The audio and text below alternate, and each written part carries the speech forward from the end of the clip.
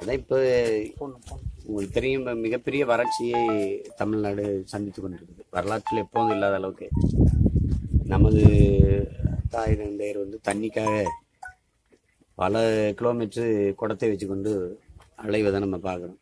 அது காரணம் நம்ம முறையை நீரை தேக்கி பராமரிக்காதனால தான். நீர் தேக்கங்களையும் பராமரிக்கல, நீரை தேக்குற முயற்சியிலையும் ஈடுபடல. கர்நாடகாவில் நம்ம தண்ணிக்கு கையேந்து நிற்கிறோம். அவனுக்கு 722 மில்லிமீட்டர் தான் மழை பெய்யுது. ஆனால் நமக்கு ஆண்டோருக்கு 950 மில்லிமீட்டர் மழை பெய்யுது. அதான் 4000 டிஎம்சி. அதை சேமிக்காமல் வெறும் 1800 டிஎம்சி தண்ணியை பயன்படுத்திட்டு மீதி கடலில் விட்டுறோம். அதான் இங்கே இருக்கிற யதார்த்தமான பிரச்சனை. இப்போ இந்த குடிய மராமத்துங்கிறதுல அரசு தூர்வாடுறதுக்கு ஒரு அனுமதி கொடுக்குது. அந்த இதில் என் தம்பிகள் வந்து ஒரத்தநாடு சேர்ந்த கந்தசாமி, பாலா, அங்கே எங்கள் கட்சி பிள்ளைகள் சேர்ந்து அரசுக்கு பணத்தை கட்டிட்டு இந்த வெள்ளேரிங்கிற இந்த ஏரி 183 ஏக்கர் பரப்பளவு உள்ளது. இவங்க ஆக்கிரமிச்சு போக மிச்சம் இருக்கிறத தூர்வாரிக்கிட்டு இருக்கு. அந்த பக்கம் தூர்வாரி முடிச்சிருக்கு. இப்போ இங்கேருந்து தூர்வாரிக்கிட்டு போகிறாரு. இப்போ அது இதில் என்னென்ன, அந்த அரசு வந்து இந்த சின்ன சின்ன சட்டத்திட்டங்களை போட்டு நெருக்கடி கொடுக்காம மண்ணைய அள்ளி அவங்க அங்கே இருக்கிற விவசாயிகளுக்கு இந்த படிஞ்சு கிடக்கிற இந்த வண்டல் மண்ணை நிலங்களில் கொட்டிக்கிறதுக்கு அனுமதிச்சுட்டு நெருக்கடி கொடுக்காமன்னா மக்கள் அங்கங்கே இறங்கி அவங்கவுங்க கொஞ்சம் தூர்வாரி ஆழப்படுத்திக்குவாங்க. இல்லைன்னா இது தேவையிட்ட இதுக்கு சட்ட சிக்கல் நினச்சி எல்லாம் ஒதுங்கி போகிறதுக்கு தான் வாய்ப்பு அதிகம். இதுலேயே நமக்கு ஏகப்பட்ட நெருக்கடிகள். இது இப்போ இந்த மண்ணை வாங்கிக்கிறதுக்கு நிறைய பேர் வந்தாங்கன்னா இப்போ இது பாருங்க, இப்போ இதுவே எத்தனை நாள் நடந்திருக்குது? 2 மாதம். இன்னும் 2 மாதம் பண்ணால் தான் இதை முடிக்க முடியும். மழை வந்ததுன்னா மறுபடியும் அடுத்த ஆண்டு தான் செய்யணும். அது அரசு செய்ய வேண்டிய வேலையை தனிப்பட்ட முறையில் அவங்கவுங்க சொந்த விருப்பத்துக்காக நம்ம மண்ணின் மேலேயும் மக்கள் மேலே இருக்கிற அக்கறையில் நம்ம செய்து கொண்டிருக்கிறோம். அது செய்கிறதுக்கு அரசு ஊக்கப்படுத்துவதற்கு என்னென்ன எளிமைப்படுத்தி அதை மக்களை செய்வதற்கு என்னென்ன வாய்ப்பு இருக்கோ அதையெல்லாம் செஞ்சால் இன்னும் கொஞ்சம் வேகமாக வேலைகள் நடக்கும்.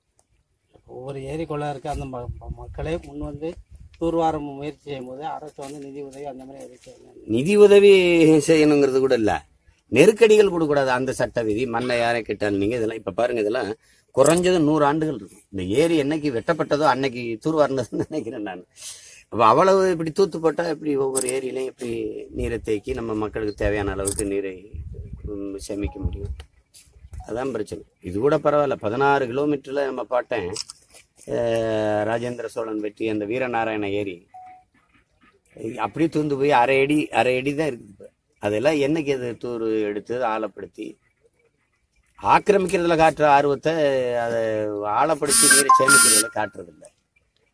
அது இப்போ இந்த தடவை சகித்து கொள்ள முடியாத நீர் பஞ்சத்தை சந்திச்சதுனால மக்களே தெருவிறங்கி ஒவ்வொரு நாளும் போராட்டத்தை பார்த்து நம்ம பிள்ளைகளாக இதை முன் வந்து செய்கிறாங்க.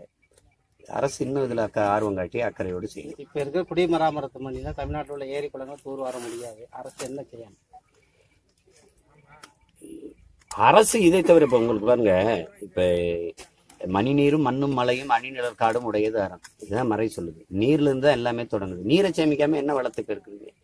முதல்ல என்ன திட்டமும் அடிப்படை நீரை சேமிக்கிறதுக்கு இருக்கிற ஏரி குளங்களை தூர்வாரி பாதுகாப்பது, புதித ஏரிகளை குளங்களை வெட்டுவது, நீர்த்தேக்கங்களை அதிகப்படியான நீர்த்தேக்கங்களை உருவாக்கி கொள்வதை தவிர நம்ம நீரின் தேவைகளை நிறைவடைவதற்கு வாய்ப்பு இல்லை.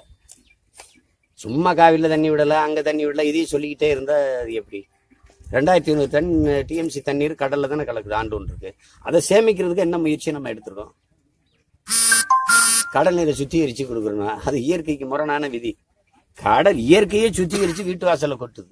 அதை விட சுத்திகரிப்பு ஒன்று இருக்குதா? ஆனால் இவங்க அந்த அரை மணி நேரத்தில் திருப்பி கடலில் கலக்க விட்டுக்கிட்டு அதுக்கு பல ஆயிரம் கோடியை செலவழித்து கடல் நீர் சுத்திகரிப்புன்னு ஒன்று வச்சு அதை போத்தல் அடைச்சி கொண்டாந்து எங்களுக்கு விற்கிறாங்க. நாம கடையில் வாங்கி குடிக்கிறோம். மற்ற உயிரினங்கள் எங்கே போகும்? இப்போ ஆந்திர அரசு வந்து இப்போ தண்ணீர் தர மாட்டேன்னு சொல்லிட்டாங்க குடிநீருக்கு. நாக்கு வறண்டு சாபம் என்ன இருக்கு? அவர் தரமாட்டேன்னா அவர் மண்ணை ஆள்றவர், அவர் 10,000 கிலோமீட்டர் அவர் உள்ளூரில் இருக்கிற அவர் மாநிலத்திற்கு நதிகளை இணைச்சு கொண்டு வர்றாரு. 2500 தடுப்பணை கட்டுறதுக்கான முயற்சிகளை மேற்கொள்றாரு. ஆனால் இங்கே 3500 டாஸ்மார்க் திறக்கிறதுக்கு வேலை நடக்குது. இங்கே பிரிஞ்சு போன 4 அணியை இணைக்கத்தான் வேலை நடக்குது இங்கே. அப்போ நம்ம அவர் மண்ணுக்கான ஆட்சியை, சிறந்த ஆட்சியை கொடுக்கும்போது அவங்க வந்து இல்லை எங்களுக்கு தண்ணீர் தேவைப்படுதுங்கிறாங்க. நமக்கு பெஞ்ச மழையை நம்ம தேக்கி வச்சிருந்தா நாம மற்ற மாநிலங்களுக்கு தண்ணீர் கொடுக்குற அளவுக்கு நமக்கு தண்ணீர் வந்து நமக்கு இருக்குது. நம்ம அதை செய்யலை. அப்புறம் அவர் தரலன்னு குறை சொல்லிட்டு இருந்து என்ன பயன்? அவர்கிட்ட போய் எப்படி கேட்க முடியும்? எங்க அப்பன் சரியில்லைங்கிறதுக்காக அடுத்து விட்ட அப்பன் நல்லா இருக்கிறான்னு அவனை போய் குறை சொல்லி என்ன முடியாது? காவேரி வழக்கு இப்போ 15 நாள்ல தீர்ப்பு வரும்னு சொல்லியிருக்காங்க. எப்படி எதிர்பார்க்க? என்ன சொல்லுவேன் எங்களுக்கு? தீர்ப்பு தமிழர்களுக்கு முறையா தண்ணீரை கொடுன்னா கர்நாடகா கேட்குமா? கேட்டிருக்கா? ஏற்கனவே பல முறை தீர்ப்பு சொல்லி இருக்குதுல்ல, அதை கேட்டு கொடுத்துருக்கா? அதான பிரச்சனை. அது கொடுக்காது, அது ஏற்காது. காவேரி என்ன கடைமடை வரைக்கும் காவேரியில வந்து தமிழர்களுக்கு உரிமை இருக்கு. 192 டிஎம்சி வந்து அந்த உரிமையை நிலைநாட்ட முடியல, நிலைநாட்டப்படலைங்கிறதான இங்க பிரச்சனை. உரிமை இருக்குது, அது எல்லாருக்கும் தெரியுது. ஆனா அது கர்நாடகா ஏற்குதா? இல்ல மத்தியில் ஆளுகிற அரசு அதுக்கு அழுத்தம் கொடுக்குதா? காவிரி மேலாண்மை வாரியம் அமைக்கணுங்கிறோம். இவங்க வந்து இன்னைக்கு நர்மதா ஆற்றில் இருக்கிற நீரை வந்து எப்படி பிரிச்சுக்கிறாங்க? 4 மாநிலங்கள் அந்த மேலாண்மை வாரியம் இருக்கிறதுனால தானே பிரச்சனை இல்லாமல் பிரிச்சுக்கிறாங்க. அப்படி நீங்க காவிரி நீரை நாங்க பிரச்சனை இல்லாமல் பிரிச்சுக்கிறதுக்கு ஒரு மேலாண்மை வாரியம் அமைங்கன்னா அது ஏன் இவ்வளவு காலம் கடத்துறதுக்கு தேவையான இருக்குது? காரணம் கர்நாடகாவில் வந்து அது பாரதிய ஜனதாவும் காங்கிரஸும் ஆளுகிற உயரத்தில் இருக்கிறதுனால அந்த வாய்ப்பை இழந்துடக்கூடாதுன்னு நினைக்குது. அதனால எங்களுடைய உரிமையை அது பொருட்படுத்தலை. நாங்கள் உரிமையை இழந்தாலும் பரவாயில்லைன்னு அதுக்கு மௌனமா கடந்து போகுது. இப்போ நீதிமன்றம் கொடுன்னு சொன்னா கூட கர்நாடகா அந்த உச்சநீதிமன்ற தீர்ப்பை மதிச்சு கொடுக்குமா? ஏற்கனவே கொடுக்க சொல்லிச்சு, கொடுத்ததா? அதான பிரச்சனை. அப்ப அதை காவிரி மேலாண்மை வாரியம் அமைச்சு அதை முறைப்படுத்தி நெறிப்படுத்தி கொண்டு வந்தா சரியா இருக்கும். அப்ப கொடுக்காத பட்சத்துல என்ன செய்யணும்? நாங்க என்ன செய்யறது? நீங்களே சொல்லுங்க, நாங்க என்ன செய்ய முடியும்? போராடலாம், கேட்கலாம், கெஞ்சலாம். நாட்டின் உயர்ந்த நீதியா இருக்கிறது உச்ச நீதிமன்ற நீதி. அந்த நீதி சொல்லியே கேட்கலன்னா நாங்க என்ன செய்யறது? நாங்க வரும்போது நாங்க இப்படி கையேந்துறதா இல்லை. எங்க திட்டம் வந்தவுடனே எங்களுக்கு தண்ணீரின் தேவையில எப்படி தண்ணீரை அடைகிறதுன்னு நாங்க திட்டங்கள் வகுத்து வச்சிருக்கோம். அதனால நான் வந்து காவிரியில தண்ணி தான், முல்லை பெரியாற்றில் தண்ணி தானே, யார்கிட்டையும் கை கட்டுறதா நான் இல்லை. உங்களுக்கு புரியுதுன்னு நினைக்கிறேன். கொஞ்சம் நாள் கழிச்சு உனக்கு எவ்வளோ தண்ணி வேணுமான்னு தர்ற அளவுக்கு நாங்கள் வந்துடுவோம். எங்களுக்கு தேவையான நீரை நாங்கள் தேக்கி கொள்வோம். அதனால தந்தா தரலைன்னா போ. நாங்கள் வந்தவொடனே நீ தண்ணி தரல, மண்ணின் வளம் உனக்குன்னா என் மண்ணின் வளம் எனக்கு. எனக்கிட்ட இருந்து நெய்வேலி பழுப்பு நிறக்கிற மின்சாரமோ மற்றதோ எவனுக்கும் கிடையாதுன்னு நாங்கள் போராடி அந்த நிலைக்கு நாங்கள் வருவோம். எப்படி தண்ணி கொடுக்கும்போது கர்நாடகர்கள் அடிச்சு எங்களை போராடுறாங்க, அப்படி நீங்கள் மின்சாரம் கேட்கும்போது நாங்களும் போராடுவோம். இப்போ நீங்கள் வந்து தண்ணி தேக்கணுங்க. நம்ம மத்திய அரசு ONGC 110 இடத்துல போட்டு இந்த மண்ணை வந்து இது பண்ணுறதுக்கு பார்க்குறாங்க. கதிராமங்கலத்துல போராட்டம் நீடிச்சிட்டு இருக்குது. அதுதான் இது தமிழகத்தை ஏறக்குறைய ஒரு பாலைவனமாக மாற்றிட்டாங்க. எங்கள் அப்பா நம்மாழ்வார் சொல்கிறாங்க, ஒரு பனை வறண்ட நில பயிர் அது பாலைவனத்தில் வராது, ஆனால் வறண்ட நிலத்தில் வந்துடும். இப்போ வந்து பனையும் தென்னையும் கழுத்து முறிஞ்சு சாகுதுன்னா என் தாய் நிலம் வந்து பாலைவனமாக மாறிக்கொண்டிருக்கிறங்கிறது முன்ன அறிவிப்பு. அதுக்கு காரணம் இந்த மாதிரி மீத்தேன், ஹைட்ரோ கார்பன் எடுக்கணும், வளங்களை சுரண்டுனதான். முதல்ல குறிப்பாக நீரை விற்பனை பொருளாக்கி நிலத்தடி நீரெல்லாம் உறிஞ்சி விற்றதும் ஒரு பெரிய காரணம். இதெல்லாம் அரசுக்கு கவனத்துக்கு கொண்டு போகிறோம், கோரிக்கை வைக்கிறோம், போராடுறோம். பாருங்க, 90 நாளைக்கு மேலே நெடுவாசலில் போராட்டம், 1 மாசமா கதிராமங்கலத்தில் போராட்டம். போராடுகிற எங்கள் மக்களின் உணர்வுக்கு முன்வைக்கிற கோரிக்கைக்கு சரி சாய்க்கலை, அரசு அது கவனத்தில் எடுத்துக்கல. இப்போ அதுக்கு தான் இந்த மண்ணின் பிள்ளைகள் நாங்கள் அதிகாரத்தை நோக்கி வேகமாக ஓடுறோம். நாங்கள் வந்துட்டா தண்ணீர் குடிநீர் விற்பனைக்கு இல்லை அப்படின்னு தடை சட்டம் போடுவோம்.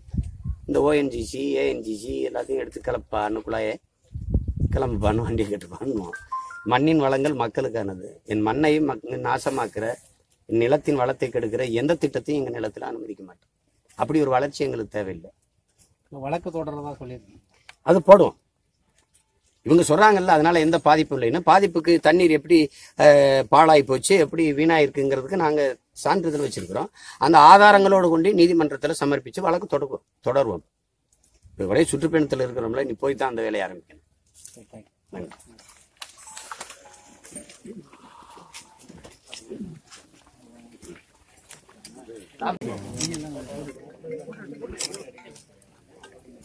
உங்களுக்காண்டி தான் அண்ணன் சுற்றி போராடிட்டு வர்றாங்க. சுத்தமா தண்ணியே இல்லாம 2 மாதம் ஆச்சு சார். தண்ணி இல்லாம ரொம்ப கஷ்டப்படுறோம், ரொம்ப கஷ்டத்துல இருக்கிறோம் எல்லாரும். போர்லயும் தண்ணி இல்ல,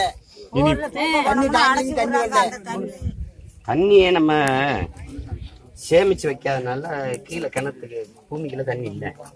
அதனாலதான் போர்ல தண்ணி வர மாட்டேங்குது. அதுதான் உங்க பிள்ளைய அப்படி தூர்வாரி இதுல சேமிக்கிறோம். சேமிச்சா நிலத்தடி நீர் உயர்ந்துரும். அப்ப தண்ணி உங்களுக்கு கிடைச்சிடும். போட்ட போர் பூரா வெறும் மணலாம் தள்ளுது, வேற தண்ணி வரல, காத்து தான் உண்டு. வேதனைய சொல்றாங்க. அதான் ரொம்ப வேதனையா இருக்கு. வேதனையை தந்தது யாரு? அதுதான்